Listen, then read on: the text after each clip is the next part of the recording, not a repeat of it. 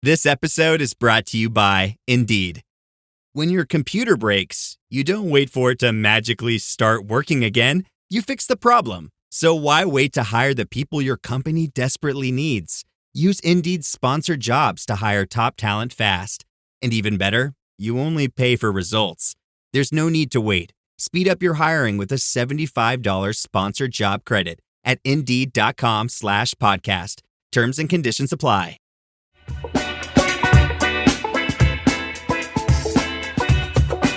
Hey, hotcakes. Welcome to Hot Take. I'm Amy Westervelt. And I'm Mariana Hegler, and today we're talking with the amazing writer and feminist icon, Rebecca Solnit. I'm going to try not to fangirl out too hard. Yeah, we're so excited. We're just going to fangirl all through this.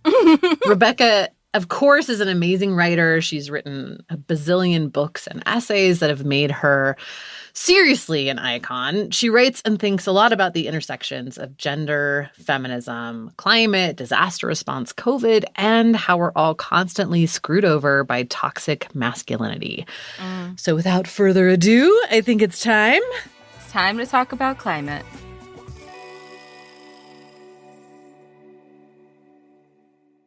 Speaking of toxic masculinity, just this past weekend, there was a horrible shooting in Buffalo, New York, of a white supremacist shooter, self-avowed eco-terrorist, who targeted a supermarket in a majority black neighborhood and shot 10 black people and killed 10 black people. I believe shot 13 people total. Yeah. Very much on purpose. Nothing accidental about this. Yeah. Nothing lone wolf about this.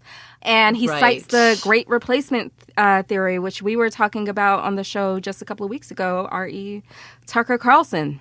So That's right. That's right. Yeah, God. Jeez. I forgot that we'd talked about him and that whole thing. Yeah, I mean, this guy, he copied and pasted from the Christchurch shooter and the El Paso shooter and Tucker Carlson. Yeah. And he live streamed this. That part really grosses me out in a big way. And he very much, says that he was radicalized by reading about all these things and consuming information about ecofascism and Great Replacement theory and all of it. So yeah, once again, all these issues intersect all the time. Yeah, it intersects with the abortion ban in the sense of wanting more domestic infants. More white babies. More white babies is what they want. Yeah. And people of color are seen as these like replacers. And the thing about the Great Replacement theory that is very interesting and important to keep in mind is that it is not new. It is extremely old. I mean, dude, and The Great Gatsby was reading about the Great Replacement theory. Right. But what's important to remember is that it's malleable.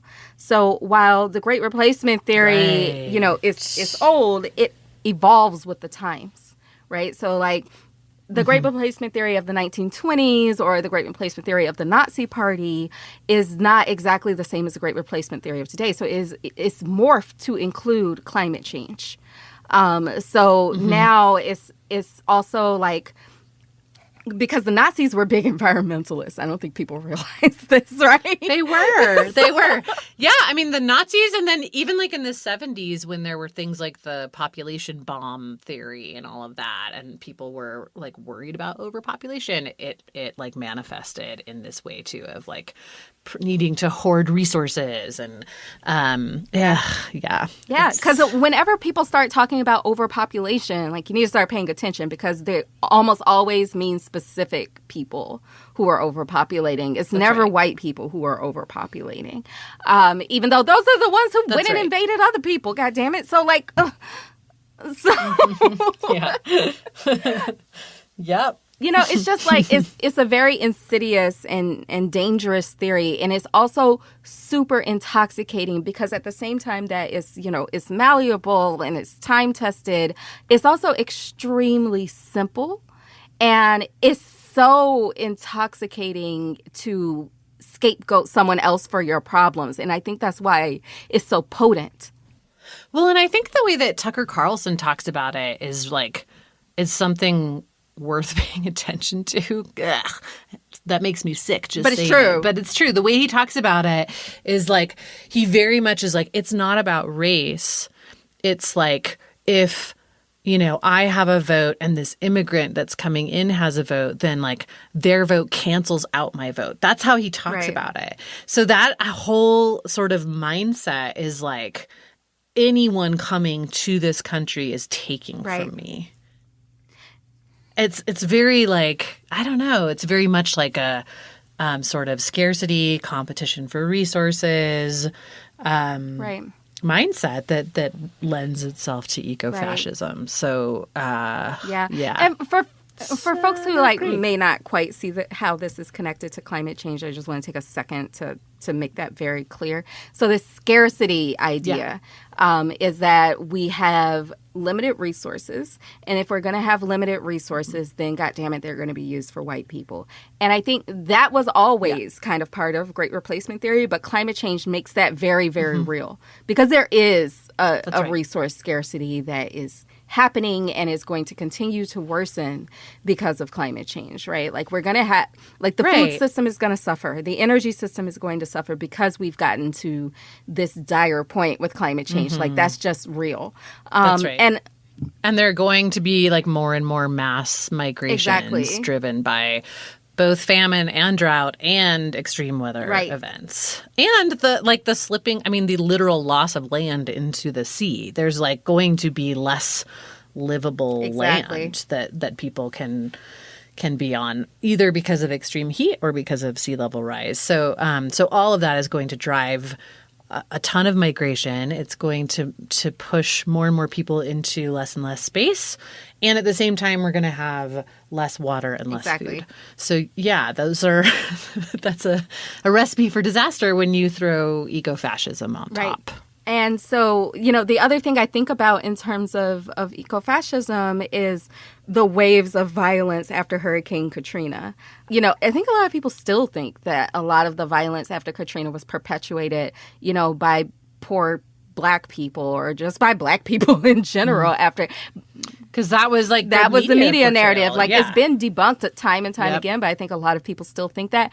The real violence was like white vigilantes. That's right. In and around the city. The original Boogaloo Boys. Exactly. Yeah. You know, there's a great ProPublica investigation into this of, you know, just like white folks making up militias and policing their neighborhoods, so to speak, but also going into Black neighborhoods and like being open season on Black folks in New Orleans. And so... yeah, this is what really, really scares me about climate change is the way that we're going to treat one another, and in particular, the way that white folks are going to treat everybody else. And this is not going to stop. This is not going to go away. I hate to say it, but I think climate change pretty much promises that it gets worse, especially unchecked. Which, again, I mean, gets back to the point that you've made on this show and in the newsletter a bunch, too, that you can't actually solve the problem if you're not going to address white supremacy. You can delay it, maybe. You can make it slightly less bad, maybe. But, like, at its root, you're like, if you still have that operating underneath, then you're going to continue to have all of these same issues. The same thing happened in the wake of the some of the big West Coast fires, too. There were these self-appointed vigilantes that set up roadblocks. I mean, how terrifying is that? You're trying to flee from a fucking fire, and some dipshit who has decided that he's the police now is deciding whether he thinks that, you know, he believes that you didn't have anything to do with setting the fire. Right. It's really, like, it's scary. Yeah. And it also speaks to this thing that I think is still prevalent, that this assumption that once folks on the right wing realize that climate change is real, that they're going to get on board with, like, the climate action that folks on the left want. That is not the case. Right. That is not what's going to happen. Right. Once folks come out of denial, which if you're listening to what's being said on the right wing, you don't hear a lot of climate denial. You hear a lot of blaming environmentalists and leftists for climate disasters. That's actually what's happening over there. Right. They're not denying that climate change is Right. real. They're just shifting who to blame for it, which honestly is setting people up for assassination. Yeah. Or they're shifting into the eco-fascism stuff where they're like, yeah, we do have less resources, so we shouldn't let these immigrants in. So, like, the way that it shows up is not letting people in at the border, and then it turns into, and has already turned into, obviously, open season on people of color within the country. Mm-hmm. Mm-hmm. And then trying to repopulate the country with white babies, thus the abortion ban. So all of these things are connected, especially in the eyes of our opponents, who I don't think it's an overstatement to say they want to kill us. So, like, the stakes are high as shit. Yeah. Yeah, that's right. Yeah. That's exactly right. So, yeah, all of, like, not all climate action is climate is justice. what we want to see.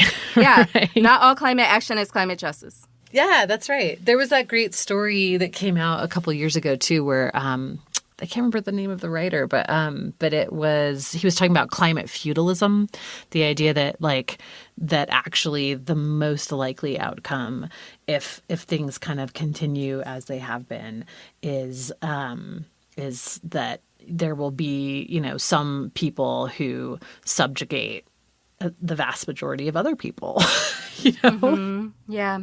It's just like, it makes me think also of that scene from Don't Look Up. They're the folks who are like basically in the conservative party who have been told don't look up, right? And then they have this moment where they actually look up and they see the comment and they're like, oh shit, you've been lying to us. And they turn on their politicians and their leaders like, sweetie, that day is not coming. They're not going to turn on their leaders because then they would have to admit that they have been fooled. And no one wants to admit that they've been fooled. So instead of turning on the people who fooled them, they're going to scapegoat the other people all the more. We've seen this over and over again throughout history. So no, they're not going to be like, oh my God, the Republicans lied to us. They're going to be like, well, got to take you out now, which is honestly for a lot of these folks what they've wanted to do all the fucking long, right? It's kind of like Elon Musk is now saying that he's going to vote Republicans because the Democrats are too radical for him. It's we're like, too mean. Yeah. Or we're run by the Democrats are run by the unions or whatever. Sweetheart, Elon has been dying to vote for a Republican. He just wanted them to get a little more racist. All right. I'm sorry. I hate to be the one to tell you. Come on. He's from like apartheid South Africa. Like he was part of apartheid South Africa. That's right. There's no way that I'm sorry. Our Emerald King is not your climate babe. Sorry to tell you.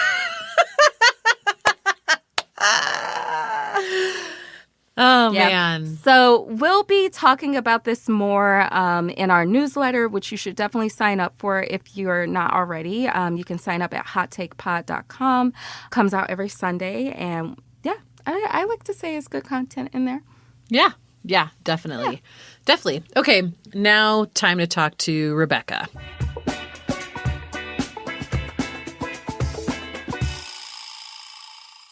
Hi, Rebecca. Welcome to Hot Take. Thank you for doing this. We're incredibly huge fans of yours. So as soon as you agreed, we were both like, oh my God, she's going to do it. And it's reciprocal. I feel the same way and was like, oh my God, hot take, but I better try and be smart and stuff. I don't think you have to worry about being smart at all. Not in this house. It's not that hard to achieve the opposite. So one does try to focus. Don't worry. I mean, I'm just going to go ahead and dig in. So I have to ask, since we're talking to the feminist icon Rebecca Solnit, what were your first thoughts when you heard about the leaked Supreme Court decision about Roe versus Wade? And is there anything that you think is missing from the broader conversation around that? My first thought was this thing I think we feel all the time these days, which is shocked but not surprised, meaning there's a real jolt of horror, but it's not because you didn't anticipate it, because it seemed unlikely, because there were no warnings. And the staggering thing is, if you take reproductive rights away from women altogether, which since they want to go after birth control, evidently could also happen, and abortion is birth control, is seeing just how far women could fall from the relative equality we've achieved.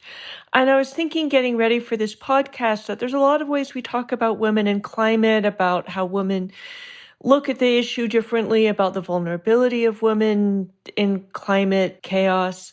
But a lot of my feminism around climate and some of my, why am I doing feminism when I think climate is so urgent and important, is women, for the most part, face enormous obstacles to full participation, full power, and involuntary birth and pregnancy, lack of control over your own body, and criminalization of your bodily functions, your fertility, of sex, could really just make life so much harder for women. And, you have a baby at 15, or you bear your father's child, or you have 3 more kids than you wanted to have, or you die of an abortion. Those are all ways women are going to be knocked out of being full participants no matter what. And this matters for climate as much as anything, because women have been a huge force in progressive politics, and particularly since the Trump era, that we are in climate, and throwing American women out of full participation, or at least I should say cisgender women in their fertile years and non-female people with uteruses facing pregnancy, to narrow down who actually gets pregnant. People who recklessly consort with heterosexual men might be another way to put it. Or which we could also modify to sperm-bearing people who threaten to put that stuff near uteruses. This is a way I think I haven't heard feminism talked about a lot in relation to climate, is how do we remove the obstacles that prevent women from full participation? And some of them are economic or bodily self-determination. Some of them are the misogyny that makes you doubt your own ability to bear witness, to trust your judgment, to have others trust your judgment, to be a voice that has full participation, whether as a citizen or a scientist or a policymaker. So that's some of the stuff that swirls around with this nightmare of criminalizing abortion. Yeah. I'll just add, and you'll learn this about us. We take the liberty of answering our own questions a lot of the time. Oh, good. Good. I like conversations more than cross-examinations. Exactly. That's totally what this is. But one of the things I think is missing, and Amy talks about this a lot, is that it's the same people doing both of these things, right? Like with abortion bans, it's kind of like, so there's a lot behind it, but one of the things behind it is like the religious right. And it's this thing where like the same people who want babies to live want the planet to die. It's wild to me. Yeah. It's really wild. Yeah, I just saw the woman from Tennessee, Marsha Blackburn, saying we must protect the sanctity of life. And I was just like, okay, so where's your climate plan, lady? Right. Where's your child tax subsidy? I mean, there's like, it's been so Exactly. transparent. What's your plan for poverty, right? I mean, Yeah. it's that whole thing over and over. Yeah. Child hunger in America is an epidemic of its own that has a lifelong impact on people. It's been so clear for decades that they don't give a damn about kids. They hate women. And that meme that's been going around that talks about how the unborn are a great constituency to pretend to advocate for because they literally have no voice. And but if you actually gave a damn about them, you'd want them to be born into a planet with a good future, and you'd want them to have rights. You'd want them to have breakfast. And they don't give a damn about those things. It's clearly a proxy for returning to the kind of inequality of the nightmarish legal scholars Alito cited in that decision. The people, the guy, Matthew Hale, who also burned witches and established the idea that since women lie about rape, we shouldn't listen to women who say they're raped. It's all the same procedure of removing women's voices from participation. Yeah, it's some bleak shit. It really is.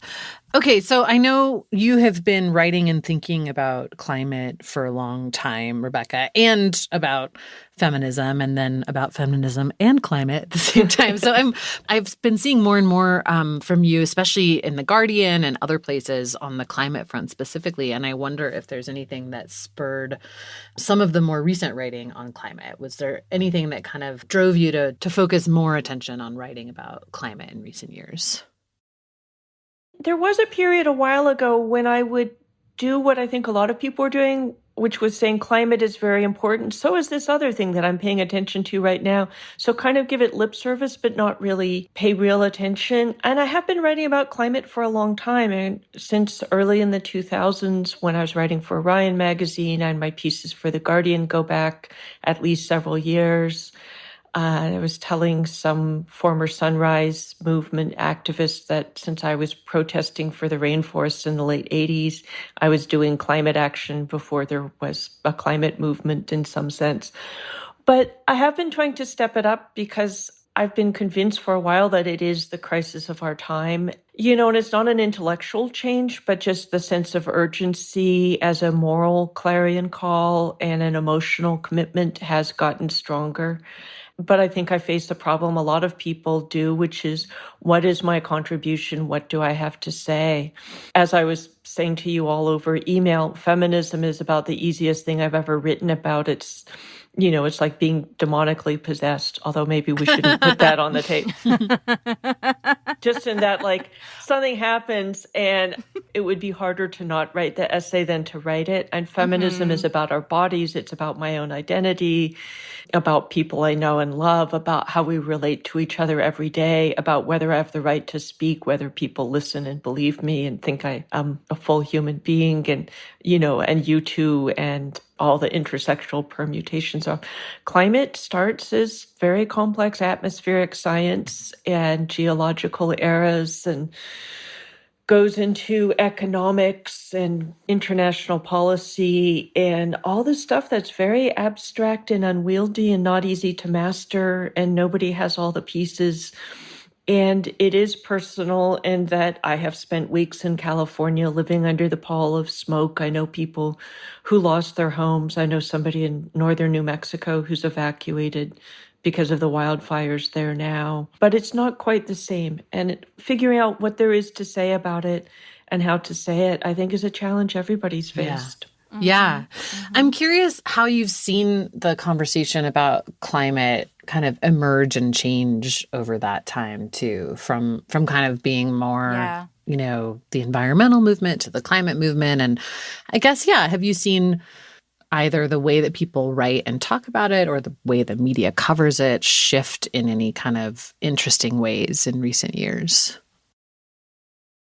I'm so old. I remember when the climate movement was Al Gore and Priuses and compact fluorescent light bulbs. I'm also of that age. Same. Yeah. Yeah. And the climate movement 20 years ago was really wimpy and polite and liberal, but also constantly framing it in terms of renunciation, that we must practice austerity, we must give things up. I saw a little, what are you willing to give up for the climate kind of questionnaire thing the other day, and somebody reversing it to say, what are you willing to gain to address climate change? If we do what we need, maybe we stop having fossil fuel tyranny corrupting our politics and polluting our air. Maybe we gain hope in the future. Maybe we gain decentralized energy systems that feel much better and distribute power literally and politically more evenly.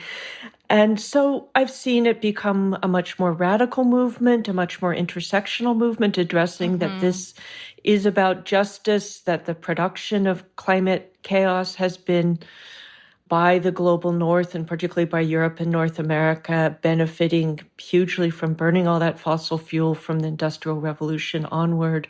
Climate vulnerability. I've seen the movement become bold and radical and visionary from these fairly wimpy, mild, kind of bureaucratic, very Al Gore beginnings of at least what I was seeing. I'm sure there was something much more radical happening in Micronesia or South America or some of the other parts of the world. But in the US, it does feel like we got off to a very wimpy start, and it's gotten a lot more interesting and Yeah. exciting. Yeah, it's gotten a lot louder. Yeah. Well, and a lot more Yeah. okay to like be mad and upset. I feel like I don't know. I remember getting shushed a lot earlier. Yeah. and told to like calm down and, things like that. Yeah. Oh, God. I feel like the climate movement has reached a level of emotional maturity that, Yeah. it took a while to get there, but we finally got there. Because once upon a time, it was like you're either, and we'll get into like all of the stuff in between this, but it was like you're either hopeful or you've given up. And it's like you could also be angry. Yeah, I also think we've won a lot of things. We are done fighting about whether or not climate change is real. Yes. And we're in a much more subtle battle now. And now we just have all the people purveying false solutions so they don't really have to give up the extractivism and the profits. We have won the battle that renewables are adequate to make the transition. We've won the battle that we need to move away from the era of fossil fuels and leave them in the ground, at least intellectually, getting people actually on board. So it feels like it's a really different battle from, oh, this is real and urgent and we need to do stuff, as we face people who say, no, it isn't, to people who are like, oh, you're right, we definitely need to do stuff, but we can, who then offer delaying tactics, false solutions, baby steps when we need to leap. Yeah. So it feels like we've really shifted the focus. And that's kind of what revolution looks like, is that ideas that belonged to the marginal and the minority are now mainstream. But we still lack enough people, for various reasons, with the urgency to make it happen, for civil society to be a power that rivals the fossil fuel powers and the inertia of the status quo. Yeah. So I know you've done a lot of work here in New Orleans, and one of the markers of New Orleans is these above ground cemeteries. Do you know what you call a typo on a headstone? No. A grave mistake.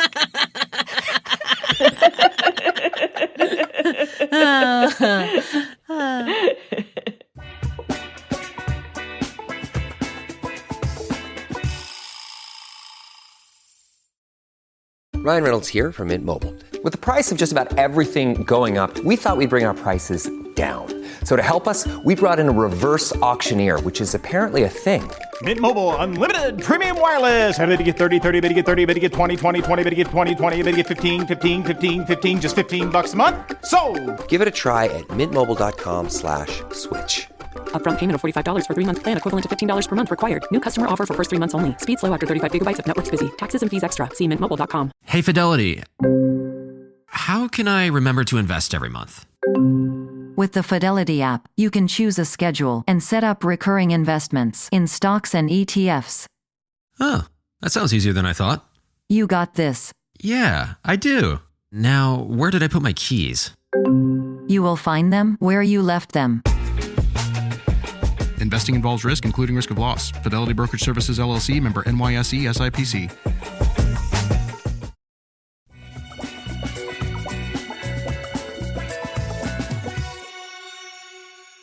We're here to talk about all the ways that toxic masculinity intersects with climate change. But first, I think it would be useful to explain what that term actually means, since it's been bandied about and bastardized by the right so much in recent years.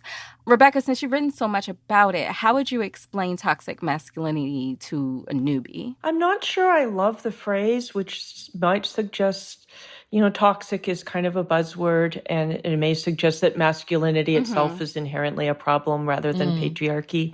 I think we have a patriarchy problem. Obviously, the attempt to take away reproductive rights is a reminder of how intense and urgent and impactful it can be. But I think it affects us in a lot more subtle ways. And a huge amount of my feminist writing has been about violence against women.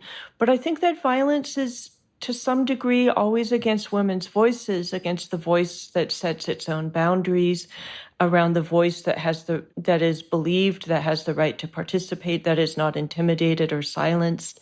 And a huge amount of domestic violence, murder, et cetera, is to silence, a woman when it comes to misogynist violence. Rape itself is kind of a demonstration that she has no power, including the power of setting boundaries. She has no boundaries, and he has rights that extend even to the inside of her body. To put it in the most heterosexual terms, I know there's other kinds of rape, but rape is part of heterosexual patriarchy. So, but I do think it felt like there was this period from about 2012 to 2019 where we talked about violence against women in the context of feminism and trying to change it a lot. It feels like the conversation has faded somewhat, and I'm not sure why, except that I think that history consists, to use a geological term, of punctuated equilibriums, of upheavals and then kind of a new order and then another upheaval. And there was an incredibly exciting upheaval long before Me Too that I think has rearranged things a lot. But as we can see, in so many ways, the job is far from finished, and the danger of going backwards really matters. And I think it matters for climate. And I actually have a little folder on my computer called Mansplaining Olympic Tryouts. And it's just some of the most ridiculous examples, mostly, but not entirely, from Twitter, of men explaining things to women. And a lot of what I see is women scientists having science explained to them. There's the famous one where the guy says, like the graduate or postdoc guy says to a woman who's actually a full professor, PhD, that she needs to read, I forget what her name is, but she needs to read Smith et al. To understand the subject. And she sweeps aside her long hair to her conference badge and says, "I am Smith et al." But you see it constantly. I saw one of the really well-known climate feminists having men explain a subject that she did her PhD dissertation on and therefore understands very well. It was about renewable energy. And was this Leah Stokes? Yeah. I think I saw this. Yes, it was. I think it was. The great Leah Stokes, who I might get to meet this year, about speaking of fangirling.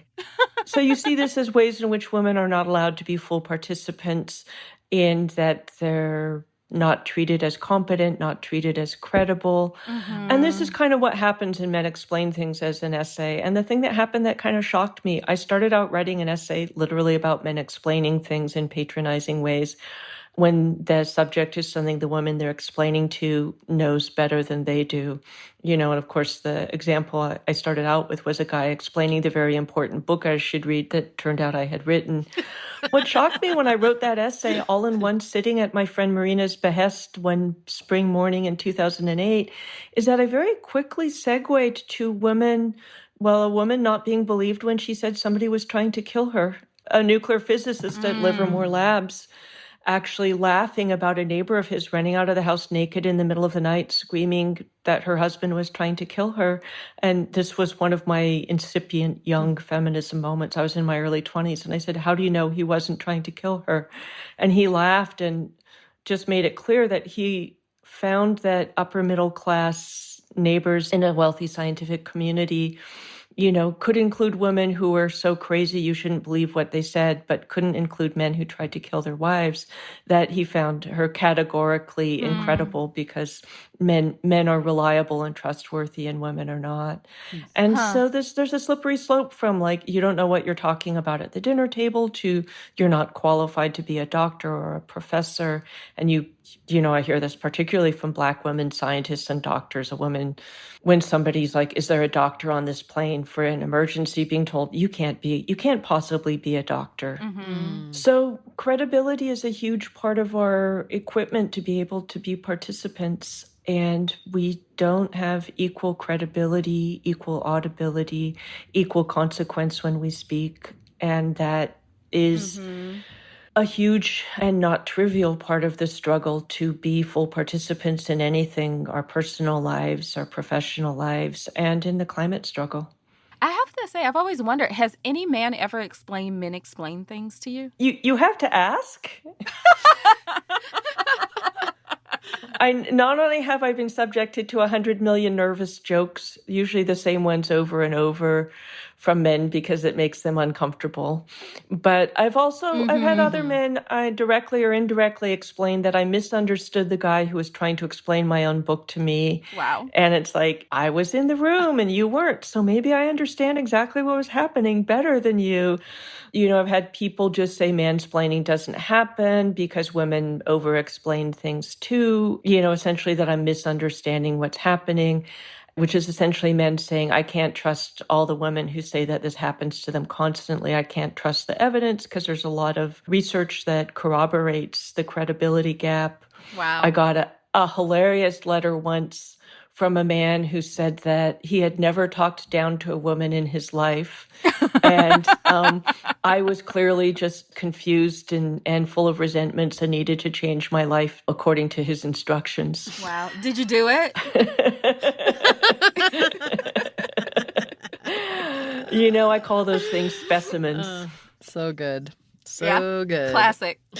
Okay, so one of the kind of common ways that I think we see patriarchy showing up in climate is in the form of doomerism. And to me, the way I think about it is, this is maybe ridiculous, but the way I think about it a lot is it's like a bunch of guys who've played too many role player video games in which they are the hero and like they're saving everyone, and then when they can't do that, it's like, oh, all is lost. Like it's either I'm the hero and I save everything, personally me, or there is no way to fix this and therefore we're all doomed and should go home. I feel like this like comes up every couple years, usually voiced by a handful of like fairly elite white men, and then a bunch of women kind of rise up to beat it back. So yeah, I'm curious to hear from both of you, like what you think is at play there, and I guess what kind of other sort of tropes from patriarchy you see in that behavior. I feel like it's always these dudes who like got interested in climate a few years ago, wrote a few things about it, couldn't solve it quickly, and then are now like, I'm giving up and so should you. Yeah. It's amazing how many men I've met who work in climate who will like boldface tell you that they have like a savior complex. Yeah. Like that's not a problem. And it's like, dude, I don't want to see you on the Earth Day rally. I want to see you on the therapy couch. Like, what the fuck? That's not okay.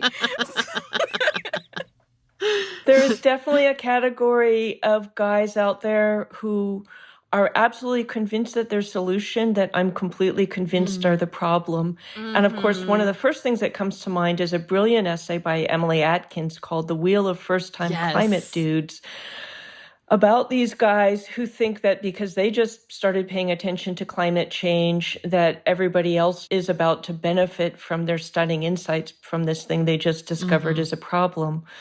And I think that you're right, that it's partly they think if we can't fix everything, then we can't fix anything, which is a kind of American Manichaeanism or binary logic. If we're not going to win everything, then surely that means we're going to lose everything. If we don't know everything, then we must know nothing. But I also think what happens with newcomers to climate, it's a little bit like when you get a very serious diagnosis. You get told you have cancer, and a lot of people's first response is, oh my God, I'm going to die. Like, I hate to tell the listeners, but we are all mortal. But never mind that for now. But there is this thing that happens with a very serious diagnosis where at first you're just so stricken at the horror, your reality has been radically adjusted from, I'm just going to bop along with a well-behaving body. And then the next phase is really like, oh, but actually there's stuff we can do about this and it won't be easy and life might change a lot, but I might have to go through chemotherapy or, some kind of gene therapy or whatever, but I'm not actually doomed. And I think these guys are kind of like, they just discovered that we're sick and they're very shocked. And they don't have the emotional, intellectual wherewithal to realize that actually lots of people have been very aware of this for a long time. And what do they think about this and how are they dealing with it? So they don't know that they're not the experts is part of the problem. And this does bring us kind of back to mansplaining. So you do have these newcomers who are like, hey, did you know that climate change is real and big and a big problem? If we don't do anything about it, things will be very bad. And it's like, yeah, actually, welcome to the party. And I think that's something that's very parallel to that is the kind of Bill Gates techno dude syndrome, where what climate actually demands of us is that we radically change a lot of things about how we live. And a lot of them are very modest and subtle: efficiency, lifestyle changes, dietary changes, energy infrastructure changes. And I think that these guys have very rigid minds when it comes to social change, but they are devout believers in technology, which is why we have a ton of people insisting that we need to rely on carbon sequestration technologies and other gizmos that don't exist, and absolutely discount the things that actually do exist, like the renewables revolution that is very well underway and that is going to happen regardless. And I think that's part also of a kind of messiah complex of like, I'm really good at tech, so surely tech is what's going to save us. Right. And it's also a believer in big centralized authoritarian technologies rather than stuff like bicycles and insulation that are not hot and sexy in a kind of manly superhero kind of way. And it ties into the saviorism idea that some gizmo is going to save us and some guy who invents a gizmo is going to save us, which is about the way we think about heroes in this culture, which I also think is a problem. Yeah. I really loved your essay, When the Hero is the Problem. And also, you just reminded me of another really great essay from 2019 by Kate Aronoff about the term she coined, the climate sad boy. It was like in response to, there was this viral Jonathan Franzen essay about basically we should just give up. Right? I'm sure you remember this. Around 2019, there was like a whole cadre of this. It was one of those waves Amy was talking about where like white guys get really sad about climate change and tell everybody to give up. And then the women have to rise up and be like, no, actually, giving up on yourself is stupid. I mean, I think part of it, too, comes back to, for many of these, especially kind of upper class, well-educated, straight white men, this is the very first this is the first existential crisis that they've faced. And it's the first time that they've been up against like a problem that threatens their lives that like no one gives a shit about. Like the idea that like, wait, this is a threat to me and no one cares about that is totally new to them. It's so new. Yeah. And I don't know, like all the rest of us are like, yeah, dude, come over here, just take a beat, you know? Yeah. Like they don't know how to handle that. Like I remember it was not actually very long ago. It was very common for me to like try to talk to, you know, you'd be at a dinner party, you talk to somebody about climate change, and it was always the white guys who would be like, if it got that bad, somebody would do something about it. Like, I'm really not worried about it. And I'm like, I feel like you might be overestimating your worth to capitalism. Yeah. Although I hate that nobody is doing anything framework either, which is sort of like confusing It's Dark with I have my eyes closed. You know, and I see a lot of people find a new problem and assume that nobody's doing anything about it, you know, and it's the same thing. Yes, it's new to you. No, it's not new. You're not doing anything about it. Look around, because actually a lot of people are doing a lot about it. A lot of people care. And it's been one of the things that's really confounding about this moment, that there is a lot of nobody cares, nobody's doing anything. And of course, Americans also love their superlatives, you know, so I totally agree with you, Mary, that a lot of people have faced a lot of what should seem like insurmountable odds and done their best anyway. I was just reading a passage, I think it was Ajahn Poo talking about Brian Stevenson's great-great-grandfather, or no, his grandfather, who was slaved, had no basis for believing that he could ever be free, but he decided to work towards it anyway. And you just, you know, part of my family died in the Holocaust. You look at people who resisted the Nazis from within the camps and the Warsaw Ghetto. You look at Ukrainians resisting now as a far more powerful nation attempts to crush them. You look at indigenous cultural, spiritual survival in the face of 500 plus years of genocidal intent. You look at Black survival in the face of everything this country has handed to them. And I feel like those examples should be really valuable for us to see people who resisted in the face of overwhelming odds, incredible difficulty. And for a lot of people, if you're kidnapped from a pretty nice life in Africa to be a slave in America, if you go from your nice life as a highly cultured German Jew to, to a death camp, if you go from the lives Native people were living to the reservation, you're somebody for whom the world actually has ended. And then you're in a completely unforeseen world and it's completely horrible. And one of my little go-to mottos is some people were great in Auschwitz, meaning that they were brave, they were generous, they didn't forget their principles, they looked out for other people, they looked to see what was still possible under those circumstances. And, and I feel like those models are really valuable to us now. And obviously, a lot of us are still leading very comfortable lives. Some of us For sure. aren't, but at the same time, in nice places like Colorado and New Mexico and California, people are being displaced, losing their homes and sometimes their lives to wildfires. In places like Louisiana and the Southeast, hurricanes, tornadoes, floods, etc., are doing the same, that we are facing these things. And, our job is to face them and figure out how to take care of each other, and in each other, that means the people not yet born, the real not yet born, that the anti-abortion movement doesn't care about, the people who will be born in 2100, the people who will be born in 2200, and, the people who will live 1,000 years from now. Kind of maybe what I'm here to do is to help people with the frameworks. How do we think about these problems? How do we think about power? How do we think about the nature of change? How do we think about what the historical record can teach us about the sheer wild unpredictability of how things unfold? And a lot of the despair, I think, also comes from the sense that history plods in same-size steps at the same pace. And in fact, history lurches and tumbles and leaps. Huge surprises get thrown at us, and things that we thought it would take centuries to change might change in no time at all.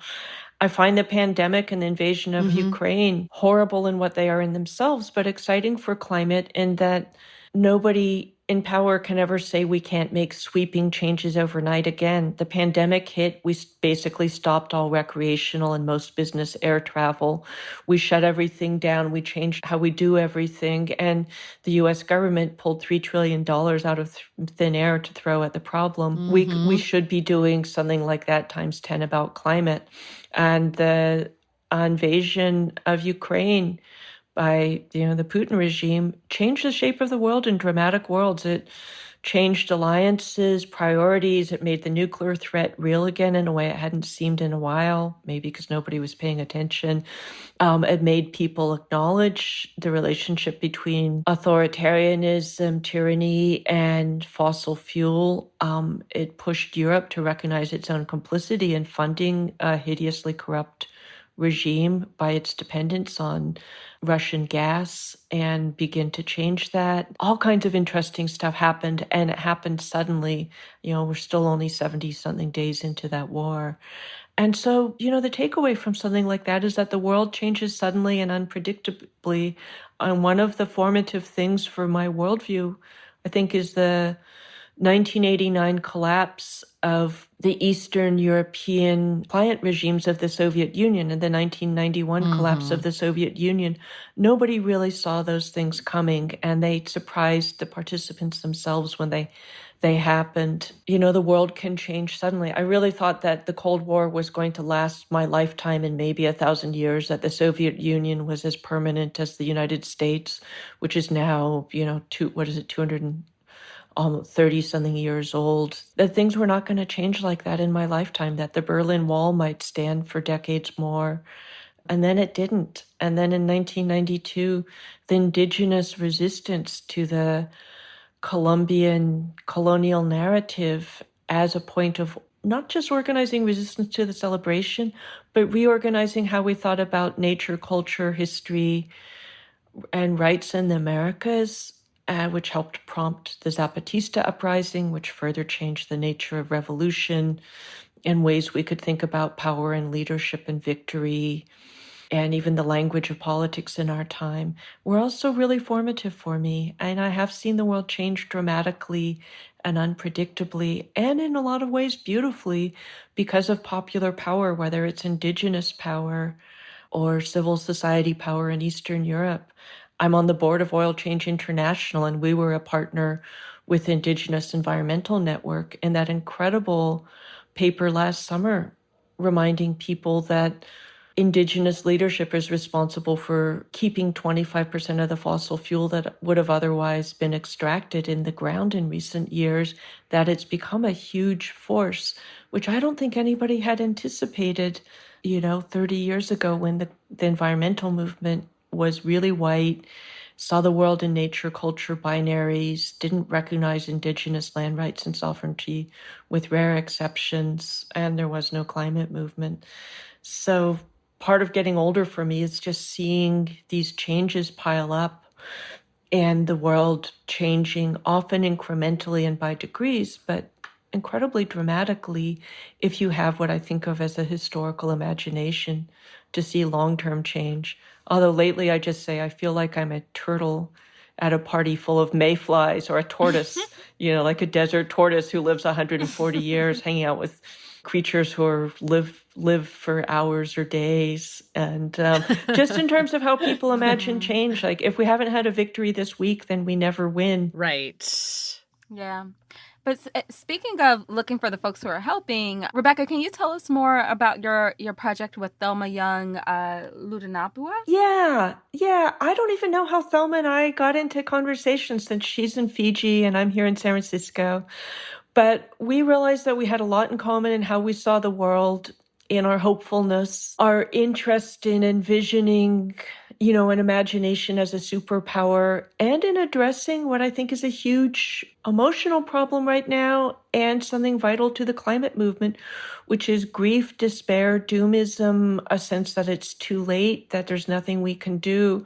So we had a number of iterations of what we thought we might do together, and it's turned into a project called Not Too Late. That's going to be social media, website, a lecture series. Speaking of which, do you know what's the opposite of artificial intelligence? No, but I'm pretty sure I've met it.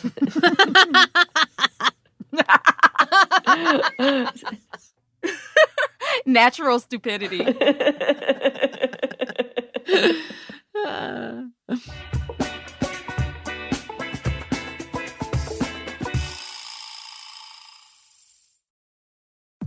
My day kicks off with a refreshing Celsius energy drink, then straight to the gym. Pre-K pickup, back home to meal prep. Time for my fire station shift. One more Celsius, gotta keep the lights on. When the 3-alarm hits, I'm ready. Celsius. Live, fit, go. Grab a cold, refreshing Celsius at your local retailer or locate now at Celsius.com. My cat Freddie loves to be brushed and cuddled. But stirring up his cat allergens meant sneezing and itchy eyes. Then I found Purina One Live Clear. It's cat food that reduced the major allergen and my suffering in as little as 21 days. Now, we feel closer than ever. If you have issues with cat allergens, you really need to try Purina One Live Clear. Try new Purina One Live Clear today. Purina One, a difference from day one.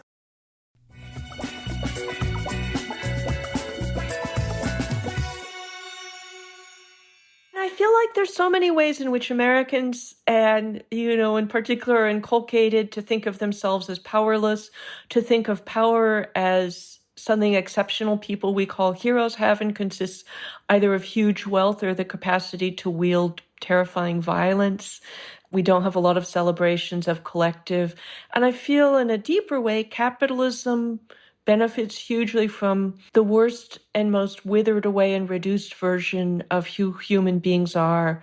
If we're these lonely, selfish creatures who just want to be hot and sexy and have lots of stuff and feel very secure on a purely personal basis, then we're very good consumers. If we want big dreams for all humanity and all species, if we want a 7-generation good future, if we want solidarity, if we want deeply meaningful lives, then we're really kind of the enemies of capitalism and consumerism.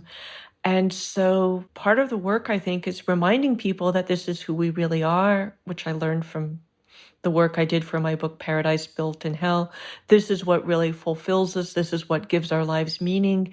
And we are creatures who really live for meaning. And the meaning lies not in the realization of the goals, but in doing the meaningful work towards them. And it's utterly worth doing because we don't know what will happen, but if we try as hard as we can, we might get there. If we do nothing, we almost certainly won't. Yeah. Yeah. And loneliness, I think, is such a huge problem. And that's part of what I think is our work in the climate movement. A lot of people feel really alone because they're so concerned and they don't know, they're not in touch with all the other people who are concerned, or they are, or they do get in touch with the ones and they kind of have that doom spiral of like, oh, things are bad. No, they're worse. And they get into the competitive how bad they are. Yeah. And I have been running into people who think it's the apocalypse. We're all going to die. We're doomed. The species is doomed, which is just really not very accurate, among other things, and not very helpful.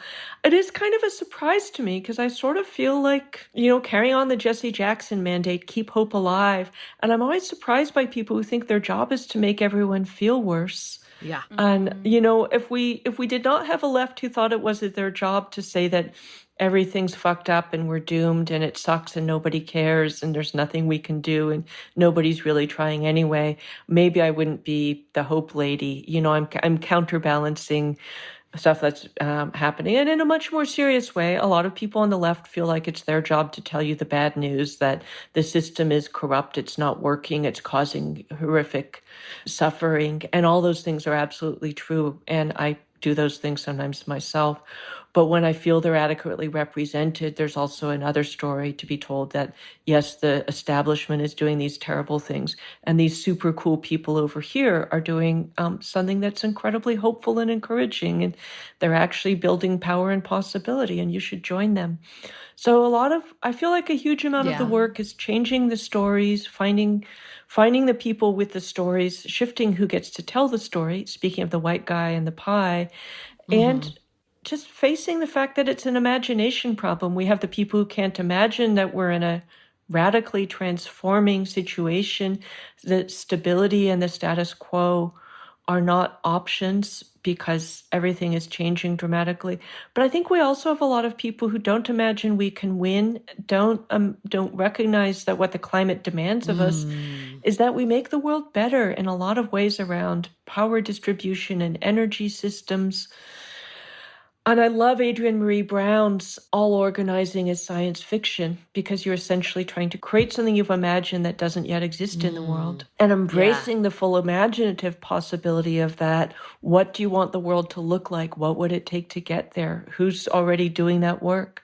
And then also, how much can you recognize that we're already living in science fiction? And if you told somebody in 1972 where we were in terms of women and queerness and gender as a spectrum and fluidity, rather than its horrible lockdown binary, how differently we'd conceive of race, not to say that racism went away or anything, a lot of scientific and medical breakthroughs, rethinking agriculture, indigenous resurgence, huge restorations of land rights and cultural recognition, reclaiming languages, changing the nature of childbirth from the highly industrialized thing it had been, rethinking food. The revolution of the last 50 years, which I could spend the next several hours trying to list, would be inconceivable to somebody in 1972. And so in a way, we also just have to accept on faith that somebody in 2072 is going to say, nobody in 2022 could envision us being here. And we got here in all kinds of strange and unforeseen ways, and partly through heroic effort and partly through weird coincidence and surprise and the collapse of things we were very glad to see collapse. Yeah.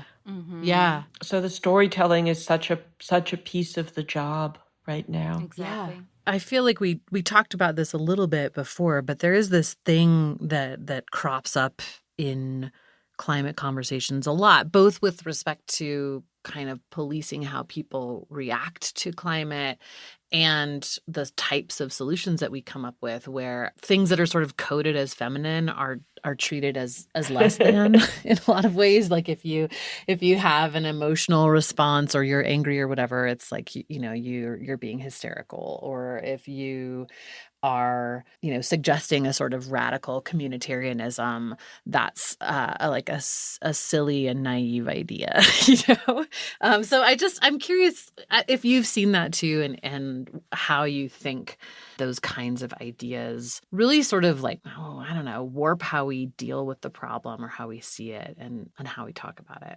Worth noting that the word hysteria originates with the Greek word for womb, hyster, from which we also get hysterectomy. So it's literally the idea that women's wombs are out of control, and that's why we're so emotionally overwrought and unreliable. Good thing we have the Supreme Court to sort us out, huh? I'm just kidding. Yep. Got to control those wombs. Down, uterus, down, girl. The feminist philosopher Kate Mann said in her book title. Yeah. And, I think I do think that there are places where we're supposed to have reasoned discourse about science and technology and solutions, and places where we're supposed to have our emotions, and they overlap a lot. And but acknowledging that the climate crisis has a huge emotional impact, and people, feelings aren't right or wrong. They're just what you feel. If you feel terrified, if you feel sad, if you feel like crying, also those things can coexist with hope, and particularly with, in Mariam Kaba's words, hope as a discipline rather than optimism, that that you think it's worth doing because you believe, the outcome has not yet determined. Yeah. Yeah. I think this idea of a perfect world is a myth. It's an evil myth. We've never lived in a utopia, So, but another place where I feel like I see patriarchy in the narrative is this idea that climate change is caused by human behavior. And no, it was definitely not just humans did not innately cause this. This is not like our innate nature. This is capitalism. This is colonialism. This is white supremacy. And it was white men, by and large, who made the decisions that got us here. And while they never really want to share credit, they're really good at spreading the blame for their fuck-ups. And I wonder, do y'all feel like y'all see this too? Yeah, the whole climate footprint business with its pushing people to focus on individual virtue and God, the number of people talking about the virtuous, you ask them about climate and it's like, I don't know, Bill McKibben, we're actually sitting on the floor of a climate event at the Paris, outside the Paris Climate Treaty Conference in 2015. And yet another person walked up to Bill and said, what can I do as an individual? And he has this great answer, which is stop being an individual. You have to find your people, your community, your collective, your movement, join or start an organization. One of the things I think is really important as part of this is individual virtue also assumes a lack of collective solutions. I am talking to you on a computer what's actually not plugged in now, but charged by 100% renewables because wonderful people in San Francisco, I don't know who they are, organized to create an opt-in for 100% clean power. So that rather than being like, I individually put solar panels on my roof and opt out of a system that's burning fossil fuel, rather than we have to opt into virtue or opt out of vice, why not just build systems where bicycles are better ways to get around, where energy is already clean, where we stop subsidizing beef and the fossil fuel industry? And because the climate footprint model also is about you have to keep making virtuous choices. Often self-denying choices are not what you would most like to do, rather than it's just built into the system that you have great public transit and it runs on 100% renewable electricity. And so you don't have to rely on your car. You don't have to rely on fossil fuel. I'm mandating that all cars be electric means you don't have to virtuously choose. Pretty soon, an electric transportation won't be a choice. It will be just what transportation is. And so that's another part where we change it collectively so that there is renewable power, so there are affordable electric vehicles, so bicycles are good transit, so public transit is good. That's so interesting. I feel like that's a perfect segue into this last thing that we wanted to talk to you about, Rebecca, which is we've kind of been thinking about what would like climate solutions without patriarchy look like? And really it's this community kind of shared resource collaborative approach. Yeah, I'm curious what you think about that, and also if you're seeing anyone kind of lay that out either in policy or in fiction or in writing, or I don't know, where are you seeing people have kind of good ideas in that vein? I meant to mention earlier, because I think it's just so amazing, they had very intense protests in the United Kingdom, in London in particular, for insulation. I never thought I would see the day where, first of all, people would focus on something as humble as insulation as key to addressing the climate crisis and would be like doing blockades and demands and seeing it both as justice for people who can't afford their heating bills and as a climate solution. That felt like a real landmark. And it's the opposite of like, oh, we're going to build giant carbon eating machines so we can keep pumping out, we can keep burning fossil fuel. The humbleness of insulation, which is not sexy and glamorous and, you know, and we already know what it is and how it works. And, but I feel like one of the huge things that's happened, I kind of touched on, but I want to touch on more directly, is Indigenous leadership, which has always pointed towards community, both the you know, communities like at Standing Rock and around the other pipeline movements, the many that have stopped pipelines in Canada, but also that have a sense of community with the past and the future that I think is very different than for a lot of us who are deeply uprooted, and the kind of mayflies that are, in some ways, I think is the mayflies of whiteness, where because you're deeply uprooted, you don't have a sense of the deep past and the deep future. So I think it's very present in the Indigenous leadership that's become a huge part of the climate movement and one of the most hopeful and powerful things, and also a huge change from the absence of Indigenous people, not because they weren't doing stuff, not because they didn't care, not because they didn't have brilliant ideas, but because white people in the environmental movement were keeping them out. And I'm super excited.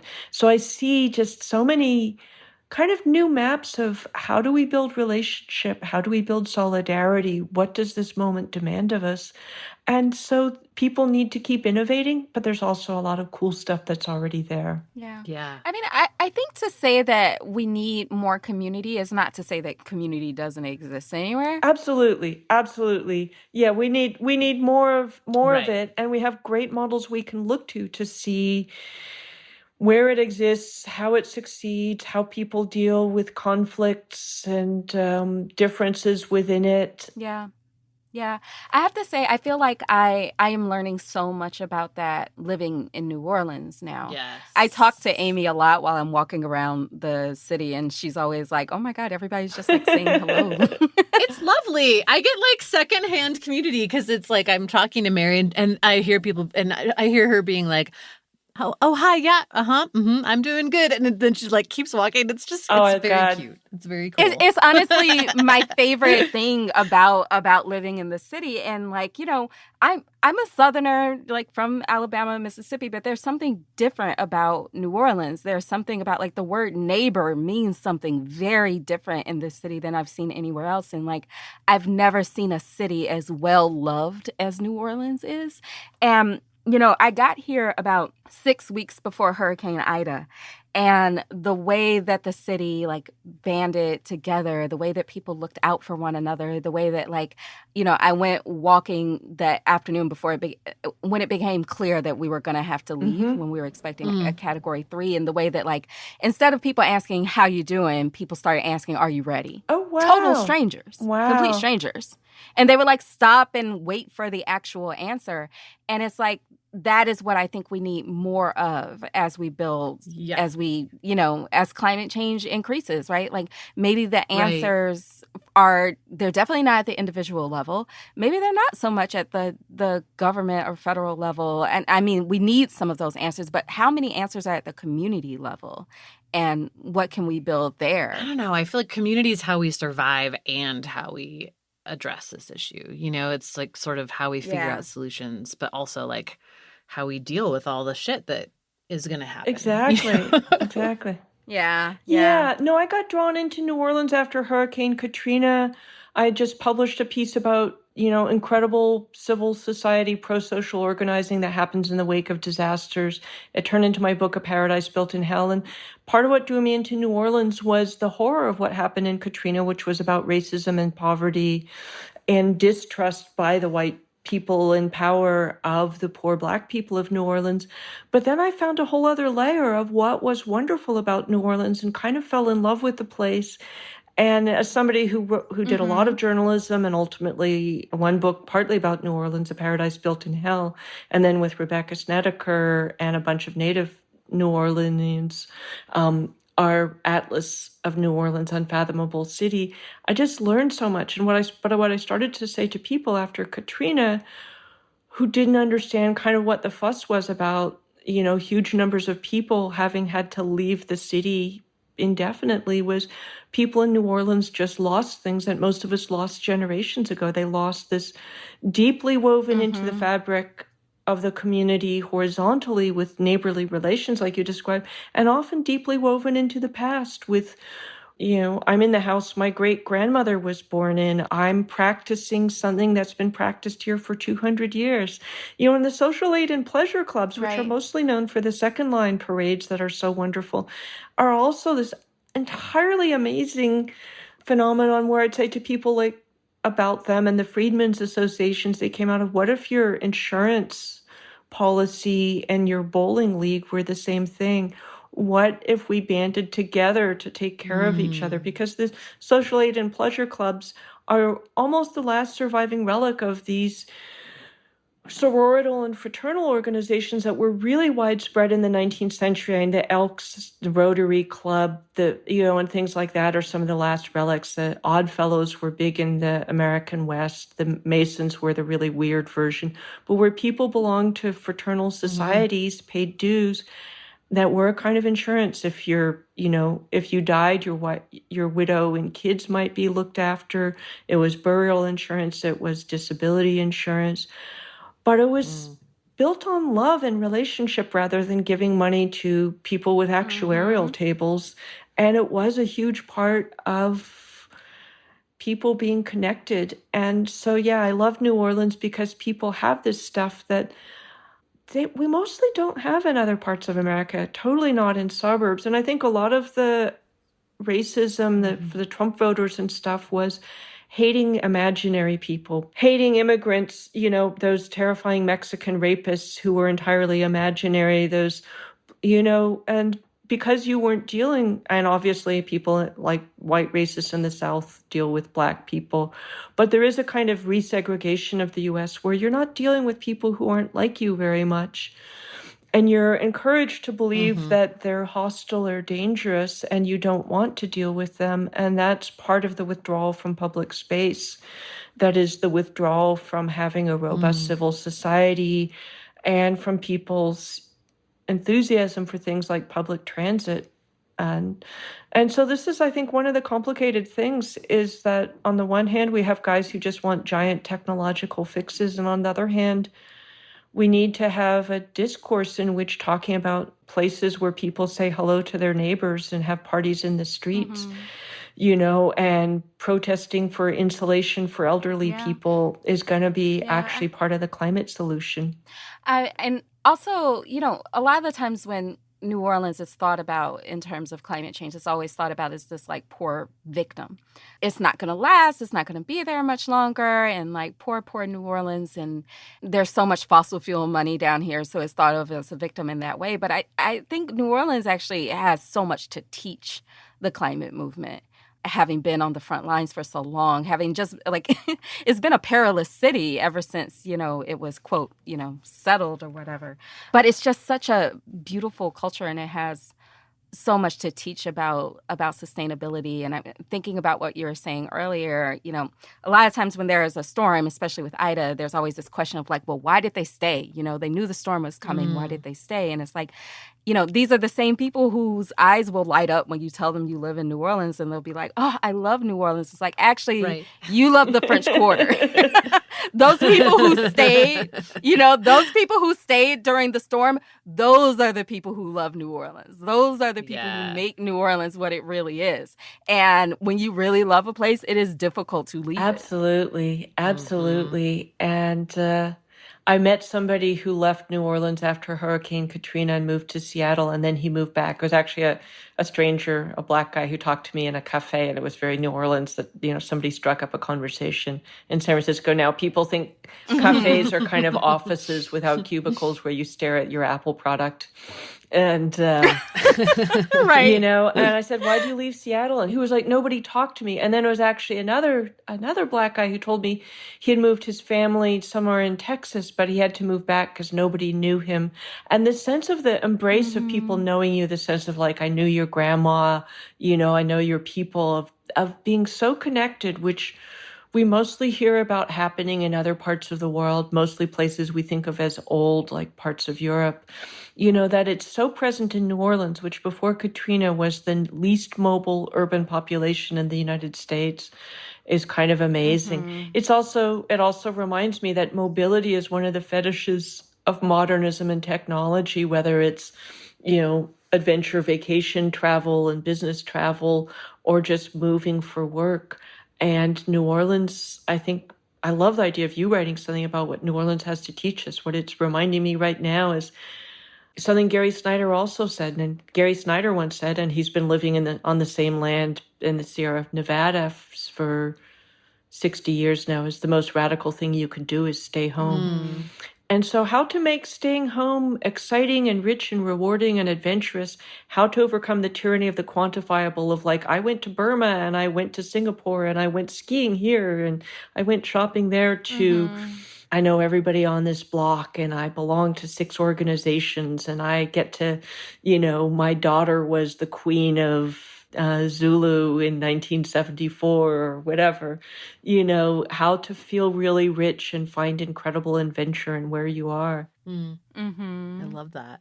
Awesome. Well, thank you so much, Rebecca, for doing this. I'm sorry we kept you way longer than we were planning to, but no, this was great. I think one of the things we all yearn for is good conversation.